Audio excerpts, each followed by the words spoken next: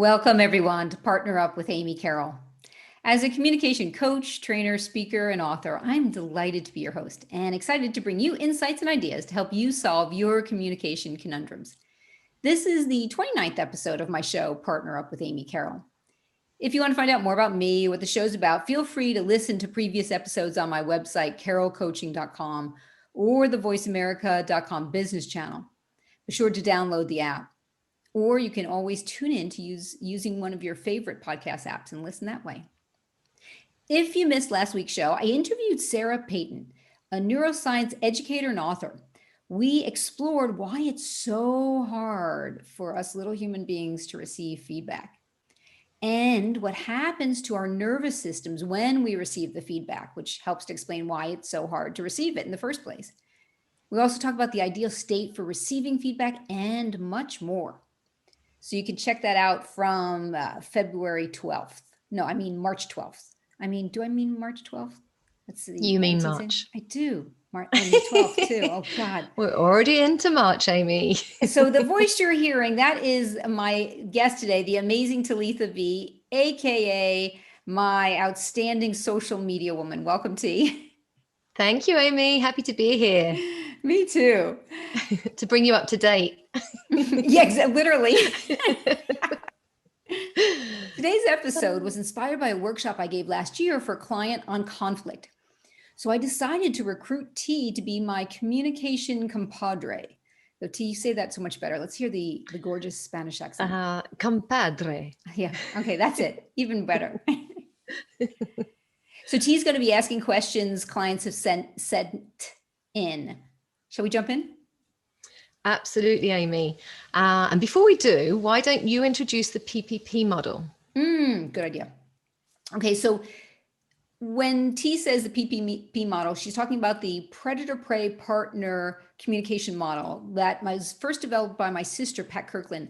And I'm going to say close to 25 years ago. And it talks about these three archetypes of predator-prey partner. Now, most of the time, most of us are behaving as partners. Like right now, T and I, we've been recently fed and watered. We're both looking pretty good. We're feeling good. And it's easy to be partner in these moments. The problem is under pressure, stress, perceived threat, crisis, COVID, or just if we're hungry, angry, lonely, or tired, we're going to slip either into the predator or the prey. So what do I mean by those? The predator is a person who's not afraid of conflict. She tends to hold just a little too much respect for herself and not enough for others. Is that clear, T? Yes. You're like, okay, but what would I do? So I'm either leaving T feeling intimidated or ticked off or both. Either way, I damage this relationship. Mm-hmm. By contrast, the prey, that's spelled P-R-E-Y, it tends to be almost apologetic and too submissive and too nice.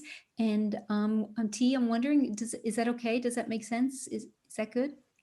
It makes me crazy. Right? I know. And people who go prey have such positive intentions. Mm-hmm. Yeah. So the prey. So what about partner? Jumping in. Yeah. And before partner, one thing to outline is, if it's not obvious from what I'm saying, is a prey can trigger other seemingly nice people to become a predator towards us. Yeah. Absolutely. Yeah. So the partner, yes. The partner I describe as someone who she's holding high respect for herself, high respect for the other, all as well, regardless of positional power. Okay. And I guess one other thing I want to say about partner is you want to step in partner way before you need it. Stay in partner when the going gets tough, and then remain in partner even if you don't get what you want. Because at any one of those stages, magic can happen. Yes. Do you think anything else I should say about the model? About partner? Well, I think we're going to get through lots of information. So let's wait and see what comes up. Okay, good. So the reason you brought me in today, Amy, was because you had people complete a survey prior to the workshop.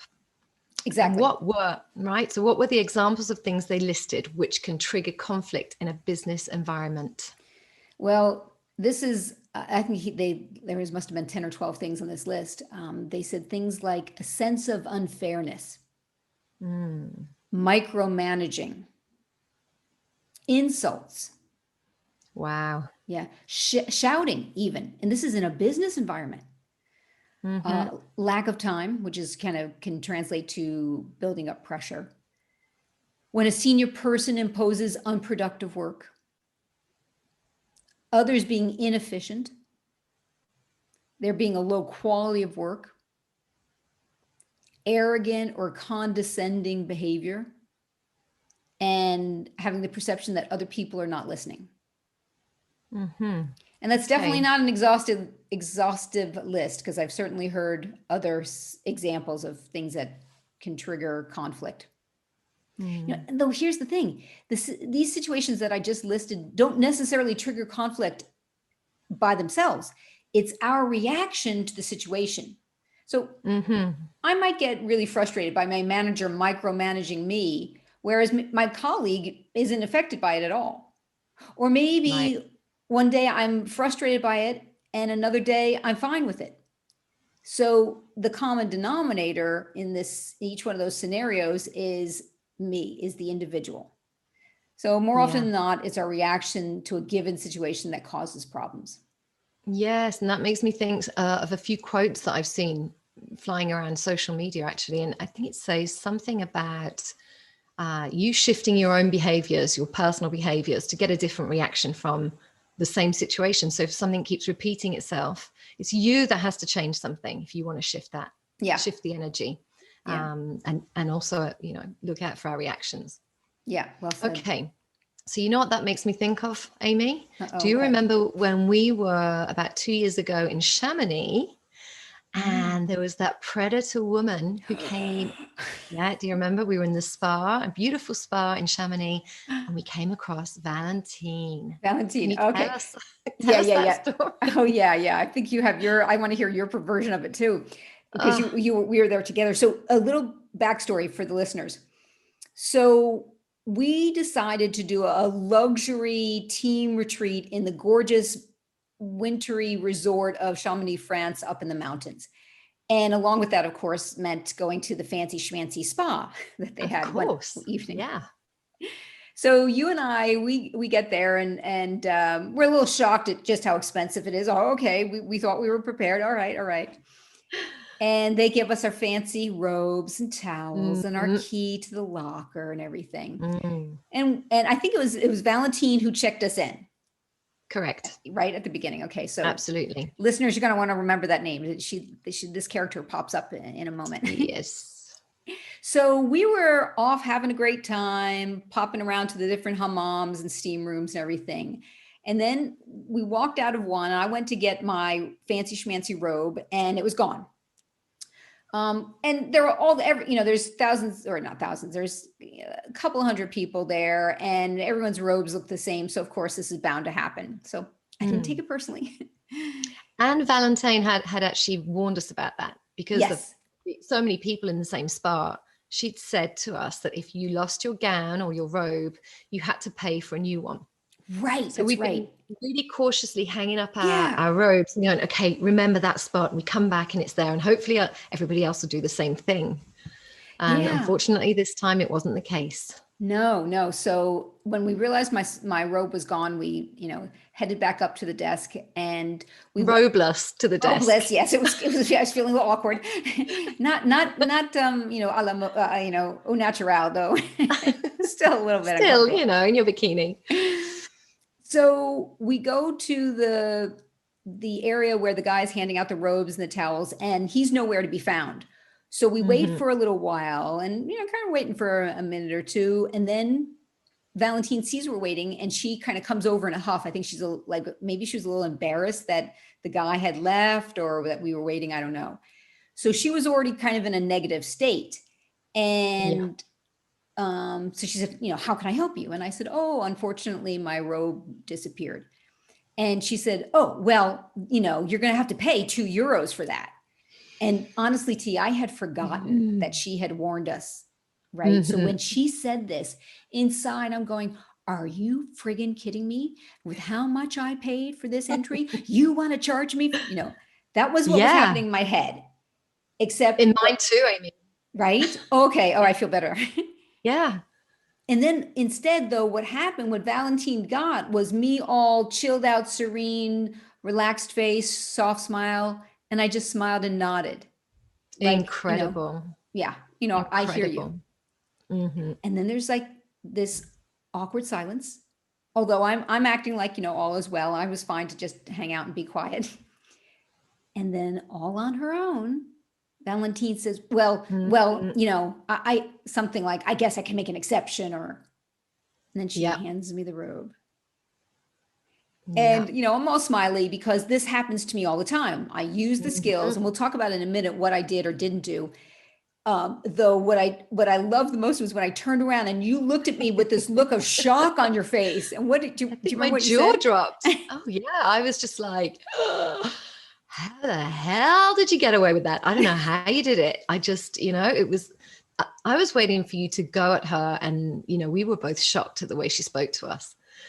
So to see that calm, cool, collected, bikini body in reception, no panic, and I'm in my own head going, I'm firing at this woman thinking €2, as you said, we just paid a fortune to get in, and we didn't lose it. Somebody took it. So the way you kept it together, it was kind of like a big aha moment for me to see you do that. I'd been working for about a year with you then at that point. And then I was just like, click. Okay, I've got it, because the pressure was on. I felt like I was going to explode in your place, and let her know right. what I thought of her. And let me interrupt because what you just described, that's a very common thing for people to do, is to go predator on behalf of the other person. Often I think we see parents do this on behalf of their children. Or spouses on behalf of the other spouse or the partner, because we're wanting to show that we love them, that we want to protect them. In this case, you wanted to, you felt like it was unfair, or maybe you thought I didn't understand her French, or my French was limited, or Amy was just a little too chilled out after that last steam bath or something. Right. So human instinct, it was just immediate. I guess it's what we call the fight or flight, right? I wanted to fight. Right. And so did I. And I was definitely in my brain, except I have done the skills enough that I could control myself. And in fact, I didn't have to do a lot of controlling.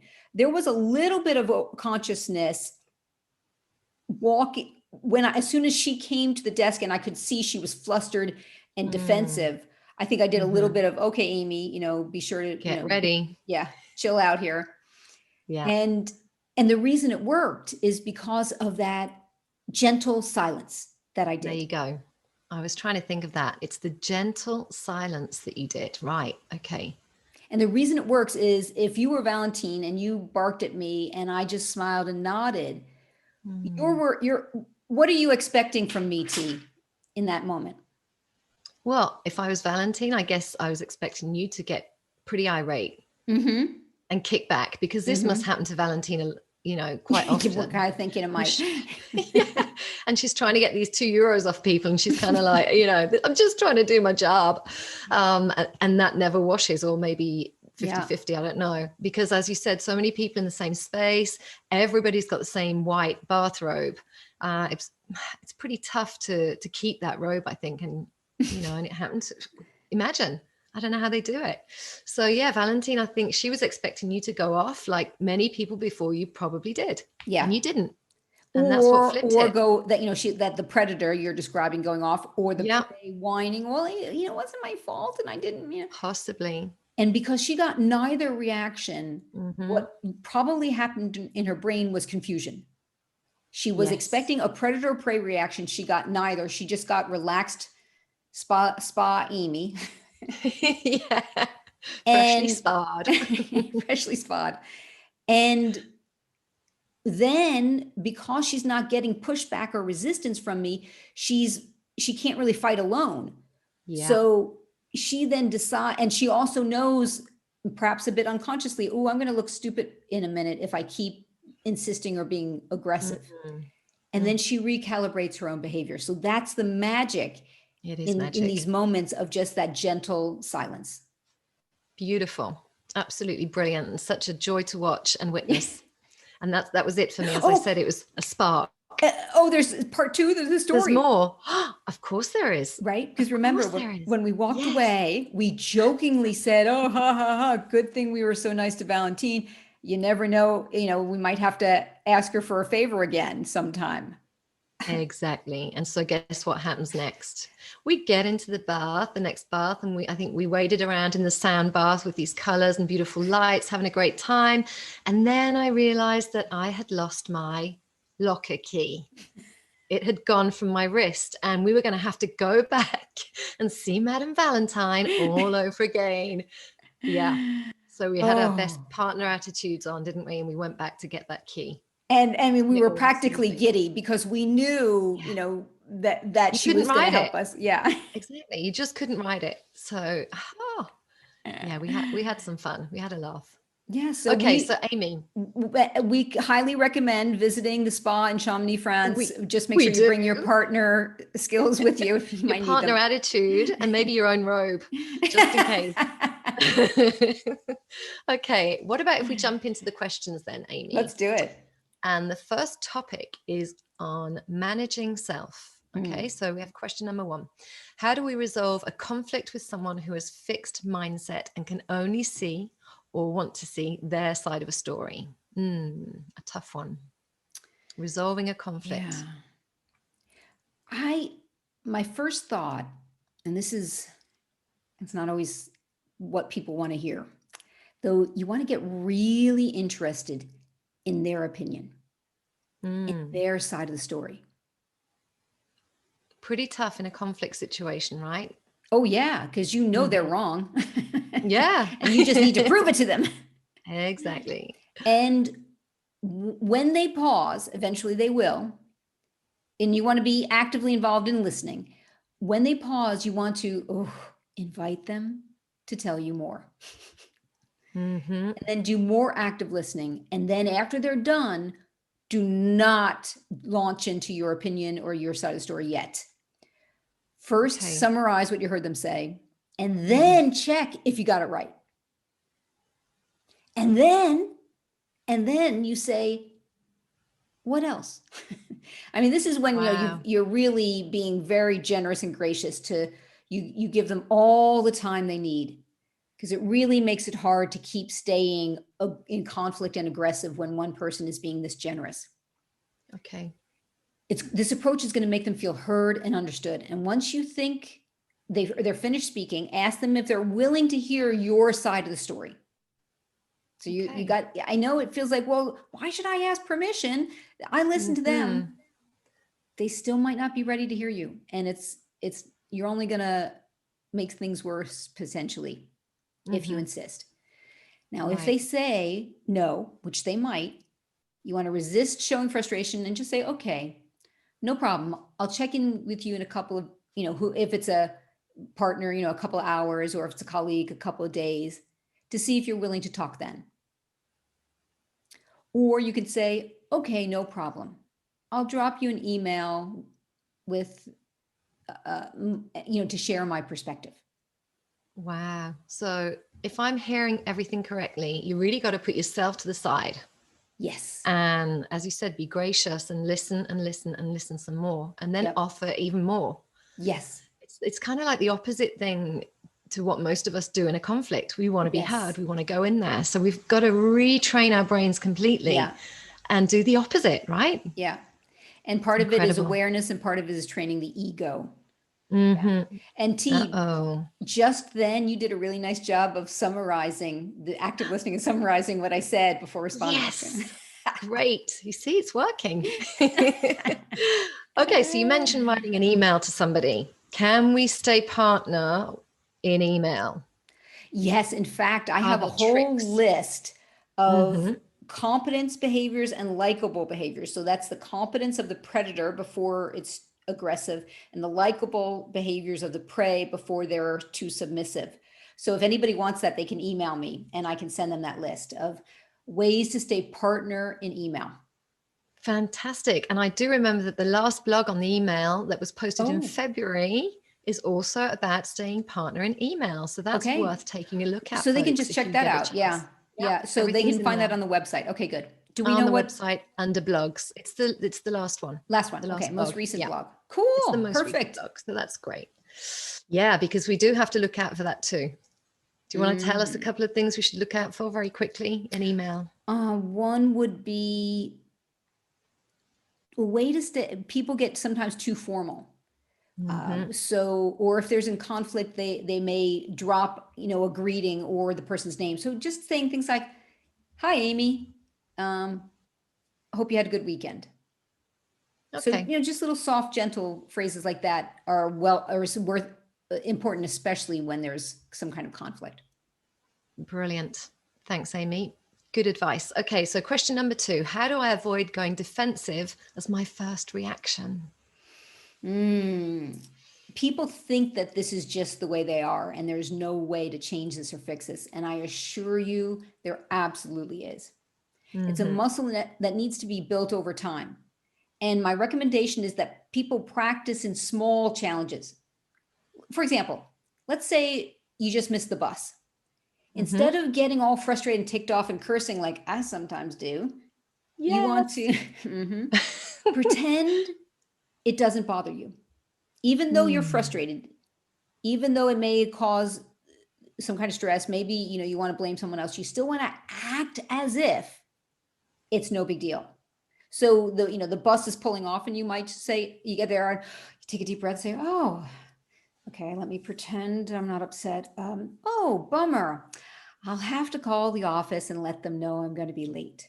And sometimes, when you put a little drama and silliness and playfulness, it can help you to disengage from that anger and frustration even faster.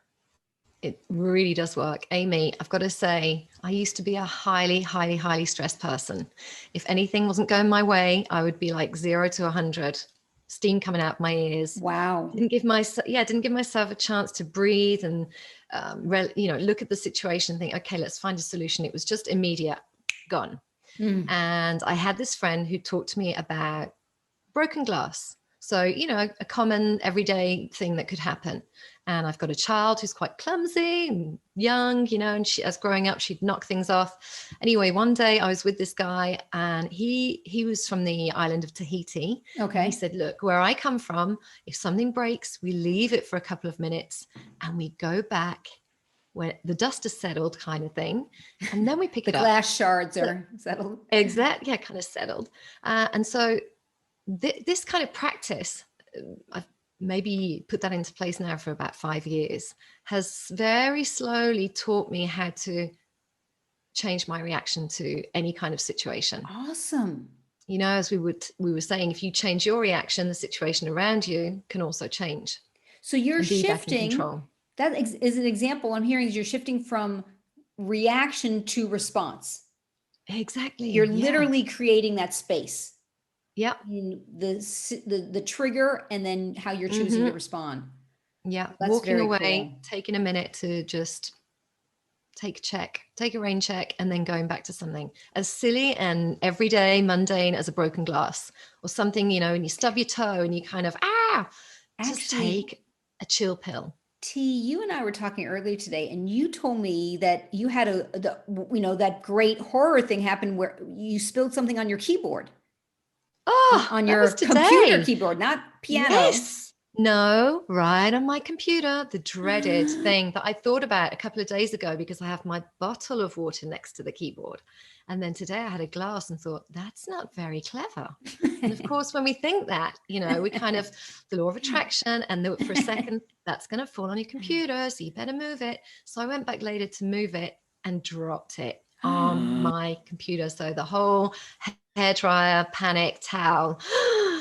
And the thing is, I laughed. Okay. I laughed. So I panicked for a second and then I thought, okay, keep calm. And that's now something that I put into place too. I kind of laugh it off, and then the panic slowly goes away. So, wow. So that's really cool because you're doing exactly with the example about the bus is that, you just bring playfulness to it. Wow. Yes, absolutely. One of the things I would like to recommend to listeners is a book called Quiet. And I don't know why this question made me think of this book. It's about the power of introverts.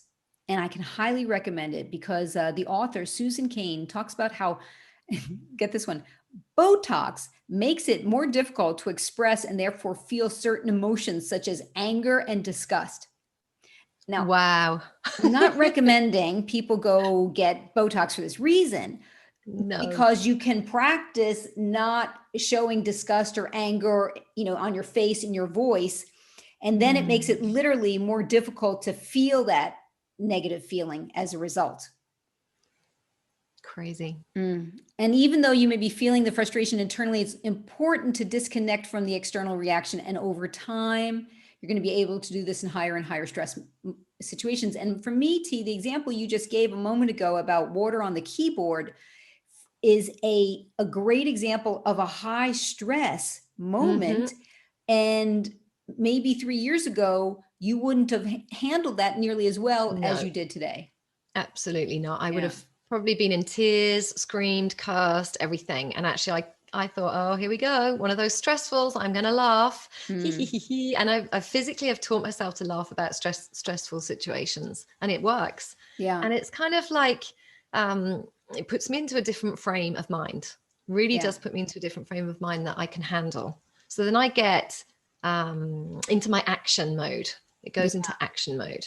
So the towel and the hairdryer and So I recommend partner attitude and partner mode very highly. Okay, Amy, I've got another question for you. And before we jump into the next question, I suggest we're going to take a pause here for a moment. And we're going, when we come back though, we're going to pick up on more of the topic around being on managing self before we move on to the next topic, though we're going to talk more about other topics as well. Okay, great. So listeners, tune in to you're already tuned in, thank God. I'm a little not so tuned in to Partner Up with Amy Carroll. When we come back from the break, we'll give you more juicy tidbits. All right, stay tuned. Welcome back to Partner Up with Amy Carroll. I'm here with my social media woman, T, and we have been talking about how to manage ourselves in high pressure situations. T, you were going to ask me in the next question. What was that? Oh, and we were talking during the break about how this makes me think of one of the stories from my book that I'll read sometime on another show. The title of the book is called The Chicken Dance, and it's a strategy for dealing with the stress. for transforming this an ugly conflict situation into something light and playful. Yes. Great. Okay, so the next question, Amy, is how do I remain authentic and at the same time control and drive my reactions? Tough one. Yeah, being authentic, I want to say something about this for a minute. That's a really high value for a lot of people. And they think, if I'm coaching somebody and they say, well, Amy, I'm really angry. And I say, if, you can show your anger if you want to. The problem is it's going to cost you. It's going to probably cause the other person to get defensive or fearful or something. So I'm not saying be inauthentic and pretend you're not angry. I'm just saying channel the, hold it together, stay calm and control in your body language, your voice, and your words, and still express directly and clearly, Frank, I'm really angry. We had discussed this clearly and we missed the deadline. This is exasperating for me. So I say really, and I say angry, and I say exasperating, except I'm not doing it. Frank, I can't believe you. What were you thinking? I'm so angry. So that may also be authentic, except there's a price. So that's right. Important, I think, for listeners to separate out the two. Stating how you're feeling, it can be extremely authentic, just not all the intensity that goes with it. Okay. So here's what I suggest. Slowly, calmly express your truth. So, Frank, I'm really surprised and concerned about the outcome of this project. You can be authentic with your words without the upset. In addition, using silence and pausing is a way to put positive pressure on the other person to respond. We talked about that a little earlier when we talked about Valentine. Right. What did you call the pause again, Amy? The gentle pause. Gentle pause. That's something I need to remember. So say what you're feeling, then be silent, maybe even as much as 10 seconds or more. And if the other person doesn't respond, you can always ask them if they'd be willing to tell you how it impacts them, what you just said. Okay.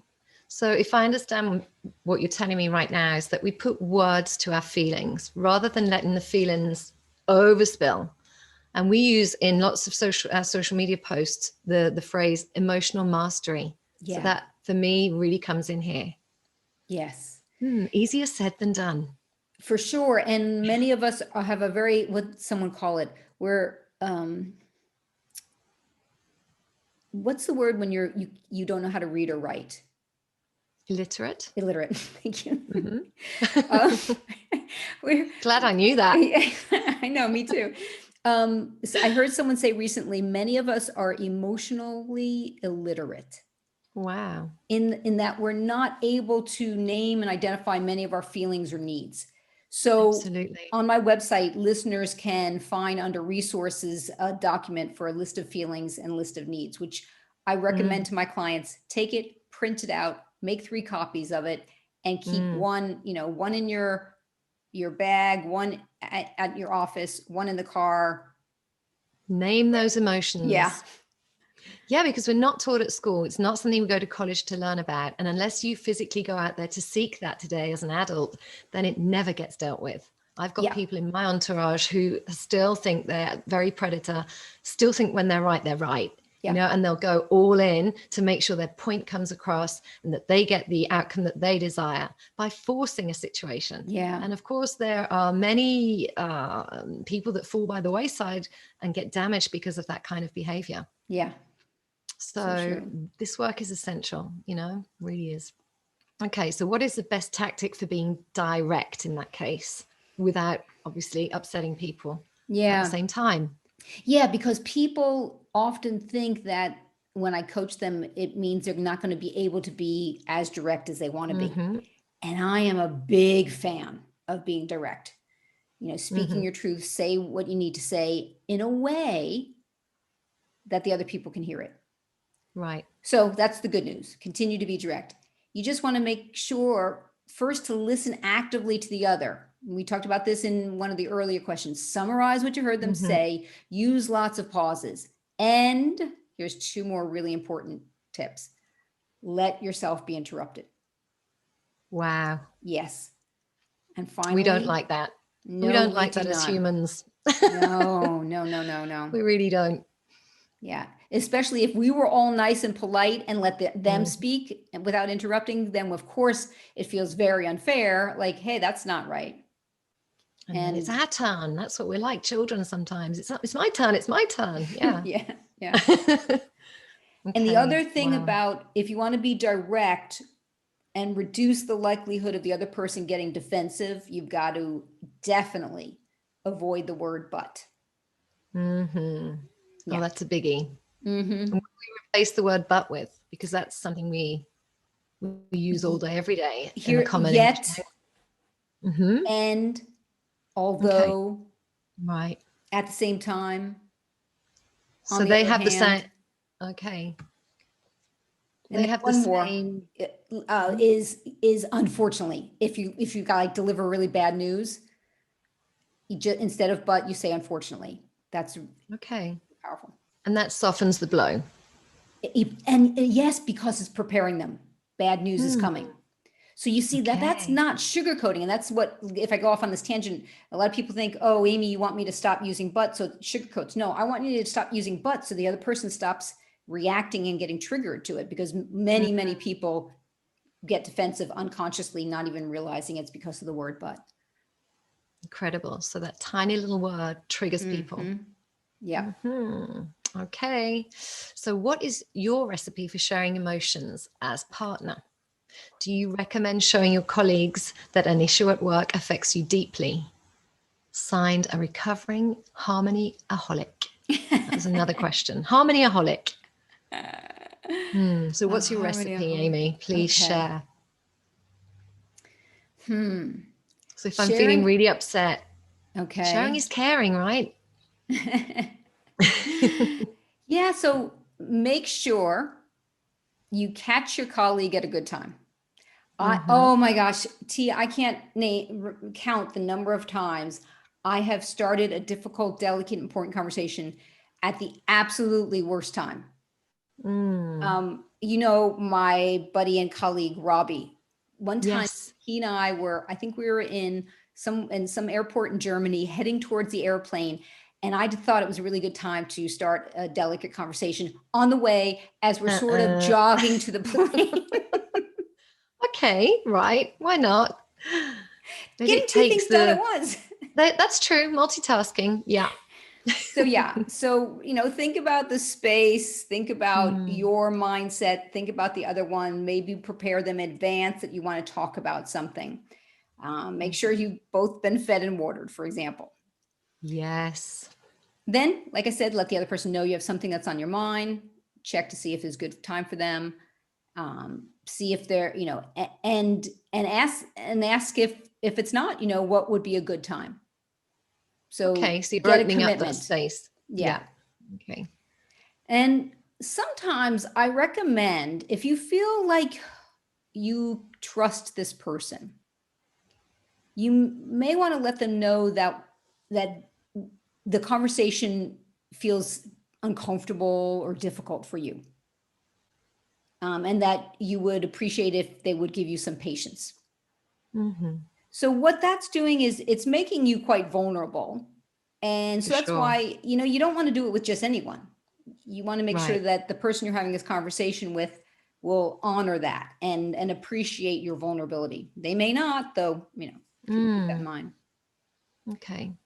And then slowly, calmly, let them know how you feel. I would encourage you to keep it to just, I was just listening to a book today. I'm hoping I'm going to be interviewing this author in a couple of weeks. He wrote a book called The New Rules of Marriage. And he was saying how, you know, people can't handle much more than 4 sentences. So just keep it to a couple of sentences. And then if you feel like you have more to say, at least pause and let them digest what you said and let them respond to that. And then check to see if they're ready to hear more. Wow. So that's what I would recommend. Some great advice. That seems like a real short amount of words, just 2 or 3 sentences to get your message across. And especially if you're upset, we often have more to say and we speak faster and lots of detail. So it also means we have to practice, right? We need to practice before we deal with that. Well said, T. Yes. So a lot of us, we wing it. On the fly. Right. And if you're not going to wing it for a formal business presentation or an interview for a job you want, I recommend you don't wing these conversations. So here's an example. I had to have a delicate, difficult conversation. It was back in 2005. T, I must have prepared, rehearsed, talked to people about this conversation I was going to have for probably over a several week period for a total of about 14 hours. Wow. That's good preparation. That's insane that nobody has that kind of time. The good news is that 14 hours still pays off today. So every time I want to go have a difficult, delicate, important conversation, I don't have to prepare for 14 hours. Okay. You did the legwork. I did a lot of the legwork. And then each time it's a new conversation and I still have to get clear on what is it I'm feeling? What am I needing? What's my request? And I'll sometimes do a role play with a friend of mine because they can have insight. Go, oh no, Amy, I would totally get. Great idea. Yes. Role plays. Yes. Yeah. I use them a lot in my coaching. And even when someone's just playing the other person, they can hear things that you may not hear. Yeah. Like someone said to me the other day, oh, well, Amy, you sound like you're trying to be very controlling by saying that. And I thought, oh, I didn't, I was surprised that it was being heard that way. I thought I was just expressing my feelings. And then I said, okay, well, my intention is to make a request. And then I was able to see how can I say it differently so it sounds like a cleaner request. So important. It's a fantastic way to check it out before you actually go in there, isn't it? And deal with the situation. Yeah, absolutely. Fabulous. In fact, there's a video on your website that's good for this. We can refer to. This, I think the one you're thinking of, are you thinking about the verbally, how to neutralize a verbal aggressor, that video? Yeah. If somebody's really going off at you and you need to calm the whole thing down. Yes. Yeah. That's so for listeners, if you've ever been yelled at in your personal or professional life, unfortunately, just about all of us can say yes to that, then because we can train ourselves to respond very effectively in those moments. And what you're doing is you're breaking the automatic fight flight reaction, and you're able to, though, just like, the marathon analogy, you got to train that over and over and over. So there's a video I made that you can find in the video section, and it's called Neutralizing the Verbal Aggressor. Yeah. I think that's the one that I'm in with you as well. We recently re-recorded, didn't we? Really? No, it's the sexy that's French a friend guy. Of mine. Oh yeah, the sexy French guy. English guy. That's true. Yeah. I was having a hard time being. Philippe was in that one. Yes. Philippe. Yes. Yeah, incredible. And it's so nice to watch you take that situation apart with him, and he comes in shouting at you and completely diffuses it. I remember Philip says it was like somebody put a pin in the balloon.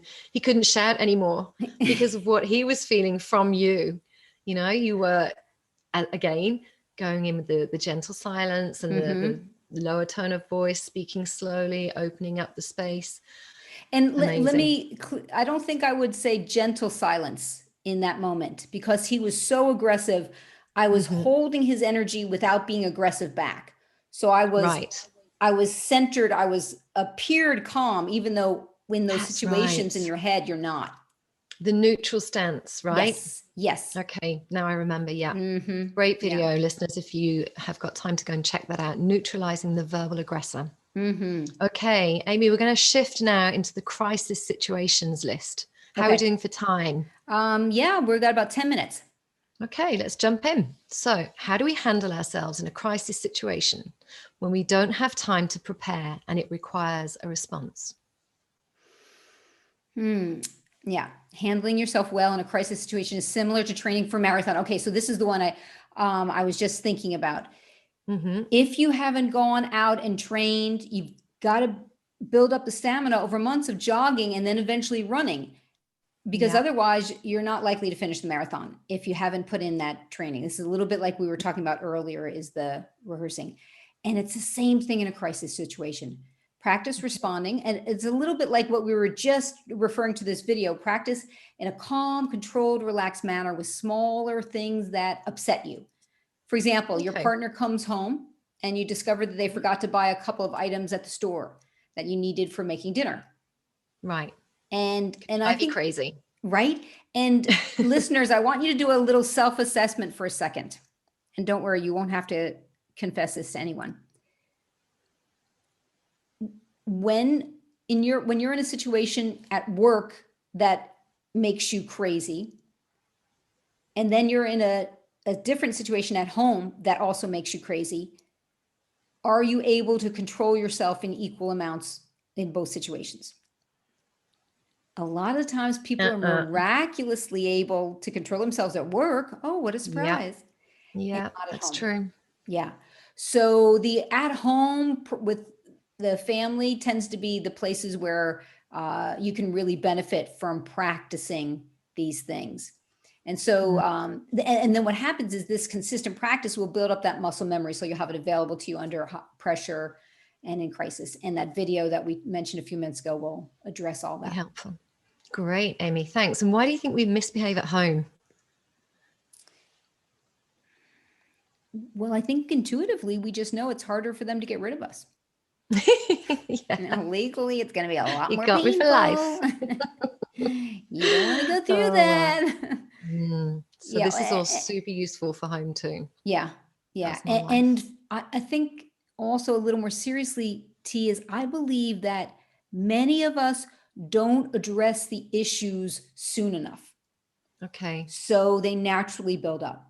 And we Mm, justify it. Oh, that wasn't a big deal. Oh, yeah. he's having a bad day. Oh, Yeah. and those It's true. things may be true, except the problem is what we're not realizing is that this resentment is building up until we Pop. pop. Yeah.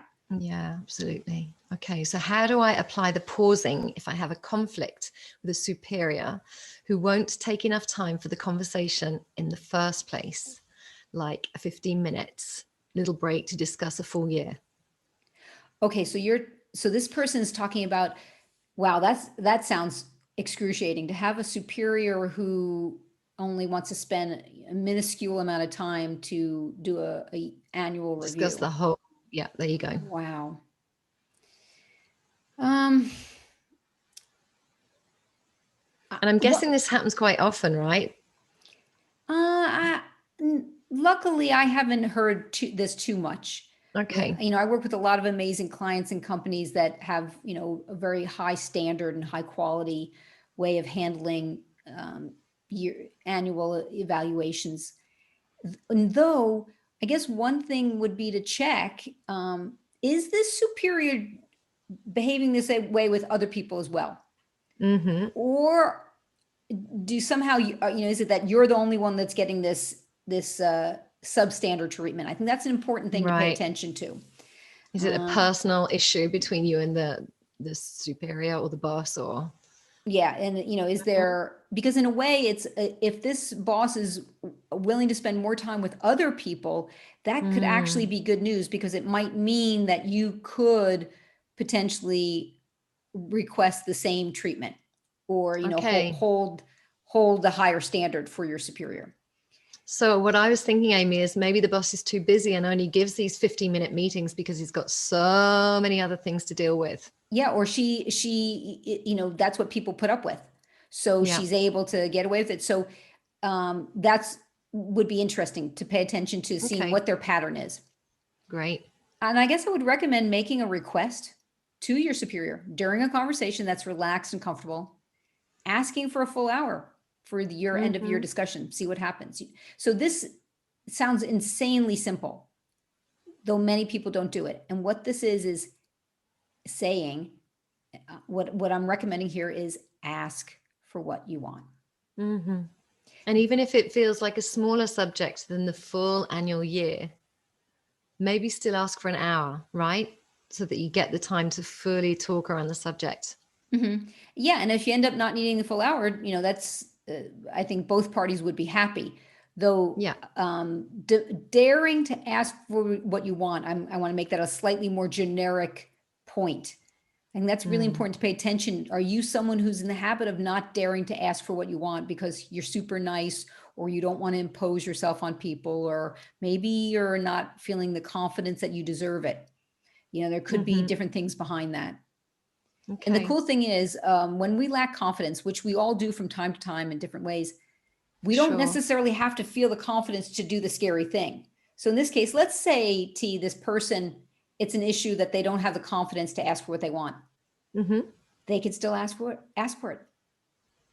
So they don't have to feel like, oh, I deserve this hour, I have the right to. No, they can say nonetheless, hey, I'd really like to have this 1 hour discussion next month. And the irony is you might get it. Mm-hmm. And the cool thing is that could potentially build up your confidence. So it's almost like you've got nothing to lose, go for it kind of thing. Yeah, I think that's a good way of saying it. What do you say sometimes? Do you say putting on your big girl pants? Yeah. Or boots? Yeah. Exactly. Okay. Like a And those are bravery. unisex pants. Absolutely. Mm-hmm. And then Okay. if the person's not reasonable, or that it looks like it's not likely to happen, let them know you're going to send your thoughts via email. Good And then advice. still make sure you express yourself in writing in a clear, concise, and kind manner. Using the partner tips that you can find in the ladies' blog for being partner in email, of That's course. right. Exactly. T, you're not going Fabulous. to believe it. We are out of time. Wow. Where did that Yeah. go? Right. And I'm so excited because now we can meet up again and do this all because we have a whole bunch more questions to get through. We've got so much to get through. Yeah. Oh It was boy. Yeah. fun. Yeah, it's great. And these are juicy questions. So T, as we're wrapping up, let me ask you this. What is a call for action that you would offer listeners? Okay, my call to action is going to go back to the Valentine story. So, the receptionist in the spa in Chamonix. And I would ask the listeners to, when in the face of some kind of conflict, keep that cool, calm. What do we call the pause again? The gentle pause. Pause. Allow the time for the gentle pause before you react. And just see what happens. Just That's take great. a little second to see what happens. Okay. What about you, Implement the Amy? Do gentle you have pause. yeah. Well, yes, one of my favorite call for actions, in fact, pretty much every episode, I invite listeners to send me your communication conundrums, clashes, challenges, mishaps, blunders, and successes. And you can do that via email or through social media.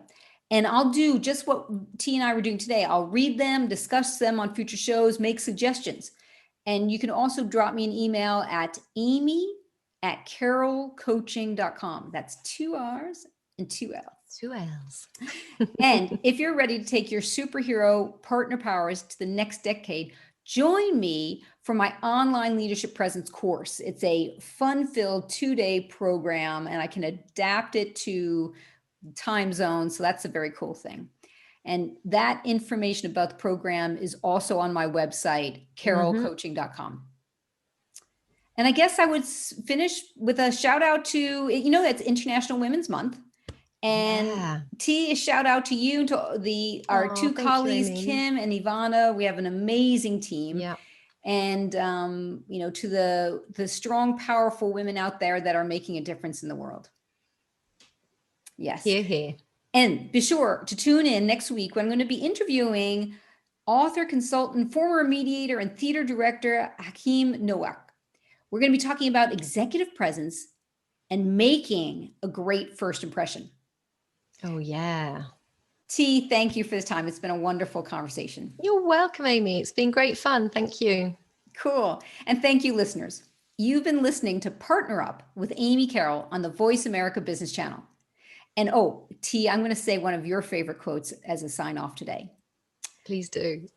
Practice makes partner, and partner makes peace. Oh, yeah. Happy partnering, everyone.